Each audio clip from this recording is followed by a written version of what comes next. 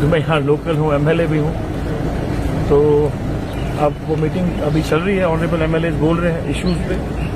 PHC के issues है, बहुत सारे इश्यूज होते हैं उनके, और ऑनरेबल मिनिस्टर सुन रहे हैं, और जब वो अपनी तकरीर करेंगे तो मुझे लगता है वो सारे इश्यूज को जो है एड्रेस करने की कोशिश करेंगे। सर, यहाँ पर बारामूला की बात करें तो यहाँ पर एक बारामूला का सब डिस्ट्रिक्ट हॉस्पिटल सोपोर का, और कुछ एरिया जो मेरा रफियाबाद का है जहाँ वो सब डिस्ट्रिक्ट हॉस्पिटल धामा हो, सीएससी डंगी बच्चा हो, ट्रॉमा उदरग्राम हो, और भी जितनी बड़े बड़े इंस्टीट्यूशंस हैं जो कहीं सालों से ऐसे ही है, मैंने जनरल रिव्यू लिया। और आपको ये कहूँ कि इंशाल्लाह रहमान जहाँ तक जीएमसी बारामूला के बारे में वहाँ फैकल्टी के हवाले से इश्यूज थे कुछ, वो मुझे लगता है कि इंशाल्लाह रहमान एड्रेस हो गए हैं। और मुझे यकीन दिलाया गया, जो हमारे कमिश्नर सेक्रेटरी थे वहाँ पर, उन्होंने कहा कि हफ्ते 10 दिन के अंदर आप वहाँ चेंज पाओगे। देखिए, मैं आपको बताऊँ, इरिगेशन और या पीएचसी के जो इश्यूज हैं, सही कहा आपने, पैडी के हवाले से लोग रोज फोन करते हैं।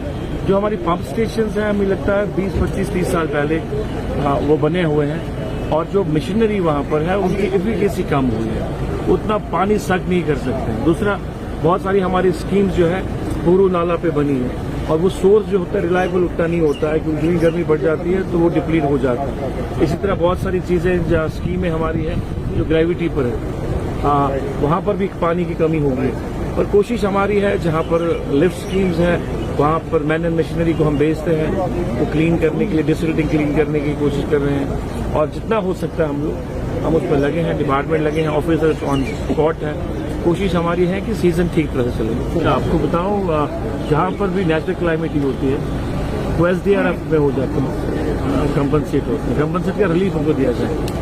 SDF state disaster relief fund जो होता है, उसकी कहीं उनको जो है फंड्स मुकर्रर किए जाते हैं, और सेट गाइडेंस है उसकी। उसके अलावा हमने कोशिश की, हमने वेदर ब्रिज क्रॉप इंश्योरेंस स्कीम जो है पिछले 2-3 साल से, 2 साल से कोशिश चल रही है कि वो स्कीम इम्प्लीमेंट हो। अनफॉर्चुनेटली उसमें जो बिडिंग होती है, टेंडर प्रोसेस में बिडर्स नहीं आते, और जिसकी वजह से वो डिले हो रहा है। रिसेंटली अभी भी उसमें एक ही बिडर था, और जहाँ तक रूल्स हैं, फिर एक सिंगल बिडर उसको आप अलॉट नहीं कर सकते। इसकी वजह से वो जो अपेक्स कमेटी है वो उन्होंने रिजेक्ट किया।